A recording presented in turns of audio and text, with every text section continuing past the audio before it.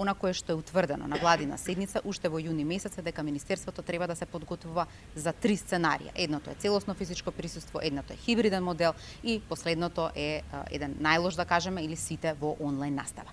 Што за нас е многу значено затоа што така постапуваат сериозни системи.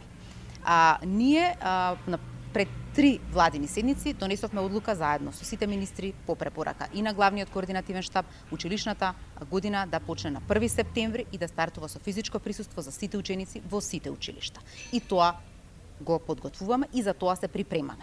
Во секој момент, доколку добиеме аларм од Комисијата за заразни болести, дека треба да размислуваме за ново сценарио, тогаш повторно ќе се состанеме и ќе донесуваме нови одлуки, но секако во интерес на учениците пред се, заради тоа што и УНИЦЕФ и ОЕЦД излегоа со своји ставови дека е значено учениците да бидат во училница. Училниците или училиштата први се отвараат, последни се затвараат и дека само така може да ги одржиме овие генерации денеска што се во училиште, да очекуваме понатаму да бидат продуктивни граѓани, затоа што секој ден изгубен од училиште е загуба за иднината на нашата држава. Затоа ние ќе се стремиме да ги почитуваме сите протоколи, училиштата да се грижат за хигиената, за спроведување на протоколите и на тој начин да немаме интерна трансмисија. Тоа го покажавме и минатата година. Интерна трансмисија немаше на COVID-19 во ниту едно училиште и така очекувам и оваа година посветено одговорно сите ние да се однесуваме и да ја истуркаме целата учебна година со физичко присуство.